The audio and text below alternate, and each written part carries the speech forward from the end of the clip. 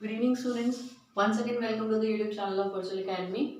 आज हम लोग जो करने वाले हैं, ऑनगोइंग हमारा चैप्टर था डिमांड, उसके अंदर हम लोग इलास्टिसिटी ऑफ डिमांड पढ़ रहे थे।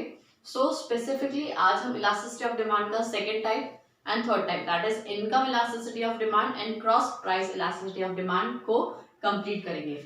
एज वी ऑल नो, हम लोग इलास्टिसिटी ऑफ डिमांड पढ़ रहे थे बेटा।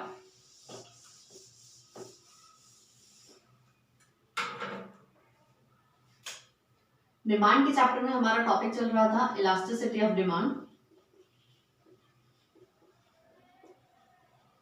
सो very specifically elasticity of demand हम लोग 3 टाइप से निकालते हैं। There are 3 types of elasticity of demand. First is price elasticity of demand.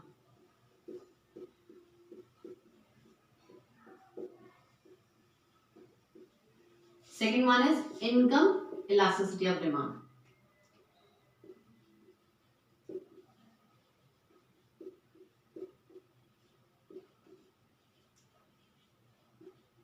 Then we have cross price elasticity of demand.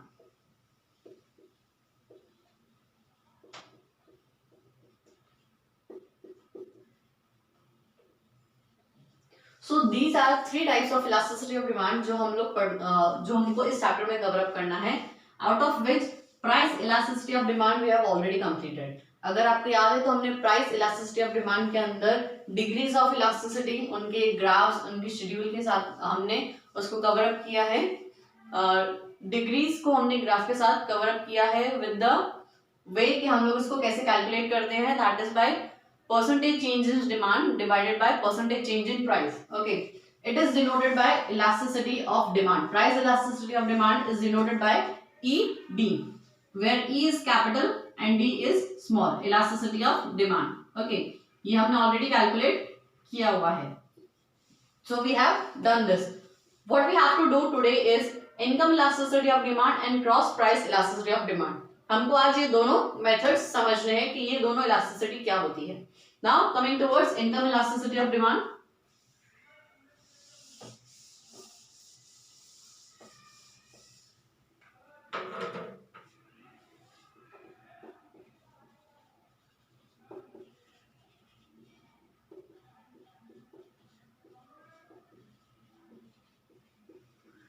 But the income elasticity of demand is also of 3 types. First one is negative elasticity. Sorry, let's take by positive. Okay, let's take it positive elasticity, positive income elasticity. Then we have negative income elasticity, and then we have zero elasticity of demand. Zero income elasticity of demand. Okay.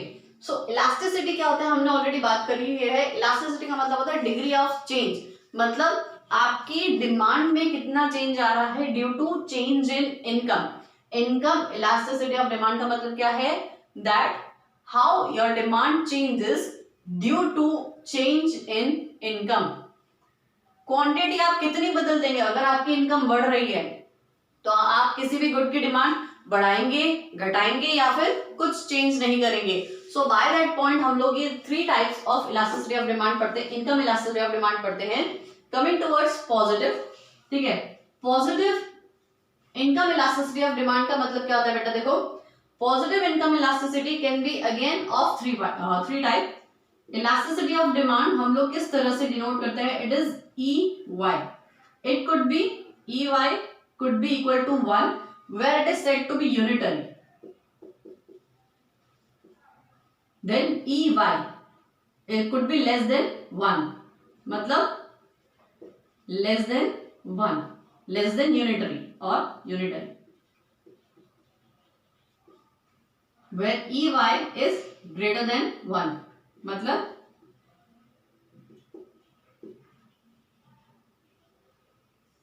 unitary. What it says, होता क्या है ये बहुत ध्यान से समझना बेटा। Positive elasticity income elasticity of demand का मतलब क्या होता है, जब elasticity income elasticity of demand equal to 1 है, इसका मतलब क्या होता है कि परसेंटेज कैसे निकालते हैं हम, EY हम निकालते कैसे हैं, where it says percentage change in demand divide by percentage change in income. This is how we calculate. If there is exact change, मतलब आपका डिमांड भी 10% से बदल रहा है, अगर आपकी इनकम 10% से बदलती है, राइट, आइदर इंक्रीजिंग और डिक्रीजिंग, आपकी इनकम बढ़ रही है, मतलब आपकी इनकम पहले फॉर एग्जाम्पल 10,000 थी, अब 20,000 हो रही है, वॉट एवर, हम लोग यहाँ पे नंबर्स में नहीं लेते, we take it in the percentage, because demand जो है वो यूनिट के अंदर कैलकुलेट किया जाता है, इनकम इन रुपीज, तो दोनों का बेस सेम नहीं है, तो इसकी वजह से हम लोग यहाँ पे जो फॉर्मेट लेते हैं दैट इज प्रोपोर्शनेट, मतलब हम लोग परसेंटेज में कैलकुलेट करते हैं कि परसेंटेज चेंज इन डिमांड कितना आया for percentage change in income, if these are equal, मतलब जितना परसेंट आपकी इनकम बदली उतना ही परसेंट आपकी उस प्रोडक्ट की डिमांड बदल गई, तो it comes to 1 which is unitary. When it would be less than 1, देखो लेस देन 1 होने के लिए न्यूमरेटर छोटा होना चाहिए, मींस आपका परसेंटेज चेंज इनकम के अंदर आया 10% से, लेकिन आपकी डिमांड बदली सिर्फ 5% से, ठीक है, so it will always be 0.5 which will always be less than 1, why, because अगर न्यूमरेटर बड़ा होगा तो आंसर हमेशा कम आएगा, सिंपल सा लॉजिक है, जब भी आपका इनकम मतलब आपकी बड़ी ज्यादा, लेकिन आपका डिमांड में कुछ खास फर्क आया नहीं, ठीक है, फॉर एग्जांपल आपकी इनकम 10,000 थी, अब 20,000 हो गई है, लेकिन आप पहले 10 यूनिट कंज्यूम कर रहे थे और आपने उसको बढ़ा के फॉर एग्जाम्पल 10 यूनिट से आपने 12 यूनिट ही किया है, सो आपका जो परसेंटेज चेंज निकलेगा ना, आपके बेटा आपके सिलेबस के अंदर परसेंटेज चेंज निकालना नहीं है, इट इज जस्ट आपको कंसेप्ट समझना है कि डिग्रीज ऑफ इलास्टिसिटी क्या क्या है, ठीक है, इनकम इलास्टिसिटी ऑफ डिमांड की डिग्री, ये 3 आपको यहाँ पे समझनी है, मतलब अगर न्यूमरेटर कम है, अगर परसेंटेज चेंज इन डिमांड कम आएगा, तो in that case your income elasticity of demand would be less than 1. In either case, when it would be greater than 1, if there is 10% change in demand for 5% change in income, this will give 2%. This will give 2. That means what? It is greater than 1. It means कि आपका income के अंदर कुछ छोटा मोटा ही change आया, लेकिन आपने डिमांड बहुत ज्यादा चेंज कर दी, this means your income elasticity of demand is greater than 1 or unitary. When there is exact change in percent, तो यहाँ पे क्या बोलते हैं कि unitary elasticity है, अगर डिमांड कम बदल रही है इनकम के कंपैरिजन में तो लेस देन 1, डिमांड ज्यादा चेंज हो रही है in comparison to income, it is greater than 1. This is my positive income elasticity of demand. What is this negative income elasticity of demand? Can ever it be, क्या कभी ऐसा हो सकता है कि आपकी इनकम बढ़ रही है लेकिन आप क्या कर रहे हैं, आप डिमांड बढ़ा नहीं रहे हैं, घटा रहे हैं? Can this happen? Can this ever happen? Generally positive relationship होता है, आपको पता है इनकम का और डिमांड का जनरली पॉजिटिव रिलेशनशिप होता है, जितना आप ज्यादा कमाएंगे उतना ही आप डिमांड ज्यादा करेंगे, लेकिन क्या कभी ऐसा हो सकता है कि आपकी इनकम बढ़ रही है लेकिन आप अपनी इनकम आपकी बढ़ रही है लेकिन आप अपनी डिमांड को घटा रहे हैं? Can this happen? यस. हमने अगर आपको याद है तो गुड्स पढ़े थे, गिफन गुड्स, गिफन और इंफीरियर गुड्स. रॉबर्ट गिफन ने इंफीरियर गुड्स का कंसेप्ट दिया था, that's why we studied as Giffen goods. आपका बेटा इंफीरियर गुड्स के साथ हमारी इनकम की और डिमांड की नेगेटिव रिलेशनशिप होता है, नेगेटिव इलास्टिसिटी होती है. इंफीरियर गुड्स बोले या फिर गिफन गुड्स बोले. Why? Because बहुत सिंपल है, क्या कि फॉर एग्जाम्पल आप एग्जाम्पल लीजिए, जैसे जवार है, बाजरा है, जो स्टेपल फूड्स है, जो गरीब लोग जनरली खाते हैं, वेजिटेबल घी है, ये सारी चीजें जो है, पाम ऑलिव ऑयल है, जनरली ये कौन लोग जो अफोर्ड नहीं कर सकते, जो नॉर्मल प्रोडक्ट्स अफोर्ड नहीं कर सकते, वो लोग ये सारी चीजें कंज्यूम करते हैं. तो फॉर एग्जाम्पल जब उनकी इनकम बढ़ेगी तो आपको क्या लगता है, वो पाम ऑलिव ऑयल ज्यादा खरीदेंगे या फिर वो जो नॉर्मल ऑयल है, कुकिंग ऑयल है, वो खरीदना पसंद करेंगे? सो हियर इट सेज कि जब इनकम का और डिमांड का नेगेटिव रिलेशनशिप हो जाए, then it says the income elasticity of demand would be negative. ठीक है. जीरो इलास्टिसिटी कब होती है? When you change income by any number, मतलब कितना भी चेंज कर लो आप, परसेंटेज चेंज कितना भी कर लो इनकम में, परसेंटेज चेंज इन इनकम कितना भी होगा लेकिन आपकी डिमांड नहीं बदलेगी, या percentage change in demand would B 0. मतलब इफ डिमांड के अंदर कुछ बदल नहीं रहा है, इनकम कुछ भी, अगर इनकम 100% भी चेंज हो गई, so it says your income elasticity of demand would B 0। ये कब होगा? ये जब हम लोग बहुत कम सस्ती या फिर कुछ ऐसी बहुत जरूरत वाली चीज होती है ना, उसके अंदर इनकम इलास्टिसिटी ऑफ डिमांड 0 होती है ना। फॉर एग्जांपल सॉल्ट है, सॉल्ट के लिए income generally income elasticity of demand would B 0। Life saving drug है, मतलब कुछ बहुत इंपॉर्टेंट ऐसा कोई मेडिसिन है जिससे लोगों की जिंदगी बच सकती है, तो उसके लिए इनकम इलास्टिसिटी ऑफ डिमांड 0 रहेगी ना। फॉर एग्जांपल सस्ती सी चीज है, मैच स्टिक्स है, ठीक है, ऐसी कोई भी अगर चीजें हैं तो उसके लिए वो बहुत ज्यादा मैटर नहीं करती है, वो बहुत ज्यादा महंगी नहीं होती है। सो उसकी वजह से यहाँ पे इनकम इलास्टिसिटी ऑफ डिमांड कुछ भी चेंज नहीं होती, मतलब इनकम चाहे कुछ भी बढ़े या घटे, उसके अंदर डिमांड के अंदर कुछ चेंज नहीं आता है जनरली, ठीक है। सो these are the concepts which are included in our income elasticity of demand. Are you clear with it? If you have any doubt, just comment or drop a message on WhatsApp. Now coming towards cross price elasticity of demand. आपको calculation part नहीं है, you don't have numericals in your course, so we are not doing numericals, otherwise you could have done that. Percentage change बेटा मैं आपको निकालना बता सकती थी, लेकिन आपके कोर्स के अंदर ये सारी चीजें कवर अप नहीं है, सिर्फ होता क्या है आपको उतना ही समझाना है। Okay, then we are coming towards cross price elasticity of demand. What is this cross?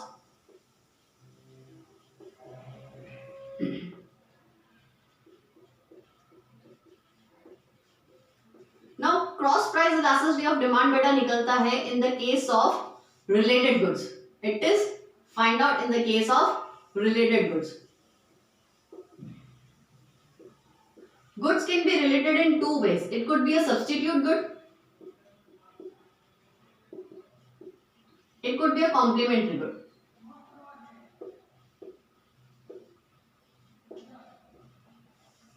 Substitute goods कौन से होते हैं बेटा? Substitute goods वो goods होते हैं जो nearly resemble करते हैं मेरे goods से, मतलब आप same satisfaction, similar, same नहीं कहेंगे but similar kind of satisfaction you can have while using other goods. For example soap हम लोग यूज करते हैं, ठीक है, लाइफबॉय ले लो, डेटॉल ले लो, सब आप ये सब्स्टिट्यूट गुड्स है। लाइफबॉय नहीं मिला तो डेटॉल ले लिया, ठीक है, फिर फॉर एग्जाम्पल लक्स नहीं मिला तो गोदरेज ले लिया, व्हाटएवर। सो ये क्या है? सब्स्टिट्यूट गुड्स है which can give you similar kind of satisfaction by using that product, तो उसको क्या बोलते हैं? Substitute goods. Okay, then complementary goods. Complementary goods are those which goes hand in hand, जो कि मतलब आपके एक गुड दूसरे गुड के साथ में चलता है, जैसे पेन के साथ रिफिल, ठीक है, फिर आपका शूज के साथ सॉक्स, ये सारे जो कॉम्बिनेशंस हैं जनरली टेक्स्ट बुक के साथ नोटबुक्स, तो ये सारे कॉम्प्लीमेंट्री गुड्स हैं। सो इनका अपने अपने जो कॉम्प्लीमेंट्री गुड का असर, मतलब यहाँ पे जब हम लोग बात करते हैं ना तो दो प्रोडक्ट होते हैं, एक होता है मेरा मेन प्रोडक्ट और एक होता है उसका सब्स्टिट्यूट गुड। तो x मेरा मेन प्रोडक्ट है तो उसका सब्स्टिट्यूट है y, ठीक है। कॉम्प्लीमेंट्री गुड भी हम लोग दो के कंपैरिजन में निकाल सकते हैं ना, मेरा मेन गुड है x और उसका कॉम्प्लीमेंट्री है y। सो ये यहाँ पे आपको x और y के फॉर्म में चलता है। x मतलब for example lux and y मतलब गोदरेज। तो यहाँ पे अगर फॉर एग्जांपल अगर मैं बोलूं कि प्राइस है गोदरेज का अगर हाई हो गया, ठीक है, तो लक्स की डिमांड बढ़ जाएगी। क्यों? बिकॉज जो लोग गोदरेज खरीद रहे थे वो भी अब क्या करेंगे? लक्स खरीदने लग जाएंगे। Why? Because these are substitute goods. ये सेटिस्फैक्शन सिमिलर काइंड का दे रहा है, उसके अंदर कुछ ज्यादा फर्क नहीं आ रहा है, तो ऑब्वियसली रैशनल कंज्यूमर किसकी तरफ जाएगा? जो चीज उसको सस्ती मिल रही है, ठीक है। सो सब्स्टिट्यूट गुड और कॉम्प्लीमेंट्री गुड दोनों ही गुड्स की जो क्रॉस प्राइस इलास्टिसिटी है वो निकलती कैसे है? देखो, this is percentage change in demand. Demand मतलब quantity demanded, in quantity demanded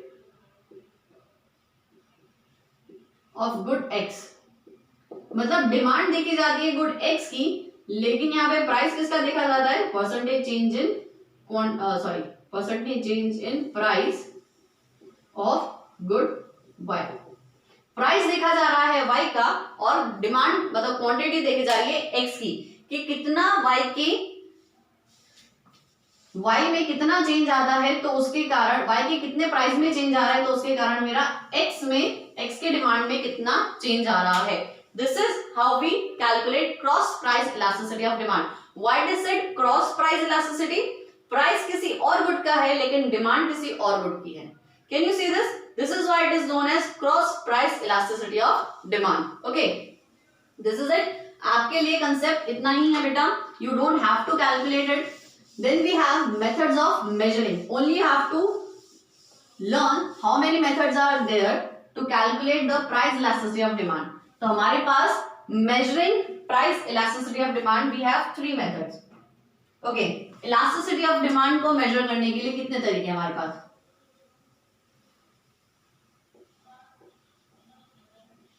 Methods to measure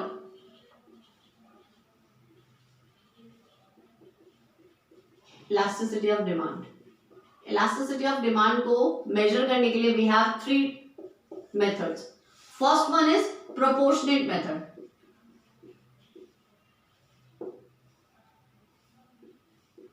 what is this proportionate method? हम लोग जो अभी बात कर रहे थे परसेंटेज चेंज निकाल के, वो सारा का सारा प्रोपोर्शनेट मेथड है. प्रोपोर्शनेट मतलब क्या? परसेंटेज से रिलेटेड है. ठीक है, हम लोग जो अभी निकाल रहे थे, हम लोग प्रोपोर्शनेट चेंजेस निकाल रहे थे.